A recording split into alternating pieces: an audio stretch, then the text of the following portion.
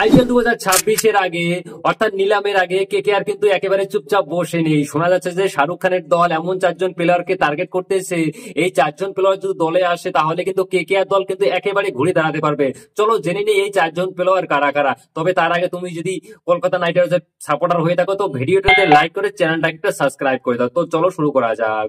প্রথম প্লেয়ার যাকে KKR target করছে তিনি হচ্ছেন সঞ্জু স্যামসং। সঞ্জুকে নিয়ে একটা বড় খবর আসছে যে তিনি নাকি চেন্নাই চলে যেতে পারেন, কিন্তু এই খবরটাও অপরদিকে শুনেছেন যে কেকেআর নাকি তাকে অল ক্যাশ ডিল দিতে রাজি সঞ্জু স্যামসংকে।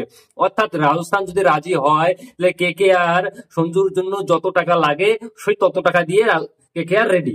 কারণ সঞ্জু স্যামসং একজন উইকেট কিপার নন, তিনি একজন দক্ষ ক্যাপ্টেনও বটে, এবং তাই বিদেশি উইকেট কিপার বারবার কেকেআর কিন্তু খেলিয়ে অনেকবার ব্যর্থ হয়েছে। তাতে সঞ্জু স্যামসং কিন্তু তাকে দলে পায়, বেশ উইকেট কিপার পাবে এবং ভালো ওপেনার পাবে এবং একটা ভালো ক্যাপ্টেন্সিও পেয়ে যাবেন।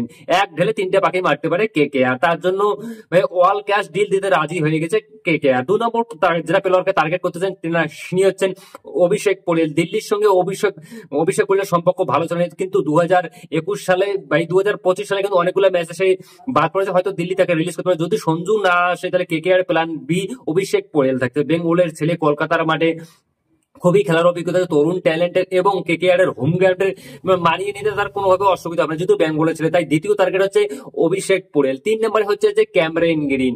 আবার আন্দ্রে রাসেলকে নিয়ে কিন্তু অনেক চিন্তা বাড়ছে কেকেআর এর, কারণ আন্দ্রে রাসেল প্রায় চোটের শিকার হয় এবং তার জায়গা নিতে পারে একমাত্র সেটা হচ্ছে ক্যামেরন গ্রিন।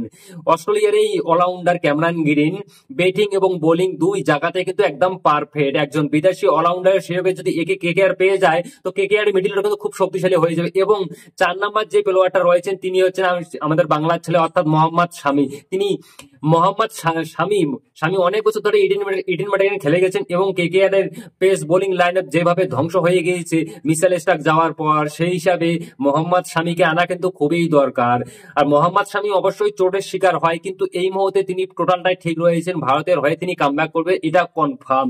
তো মোহাম্মদ শামিকে ভাই কেকেআর যদি পেয়ে যায় তাহলে কেকেআর কিন্তু বল্লে বল্লে হয়ে যাবে। তো দেখা যাক কি হয়।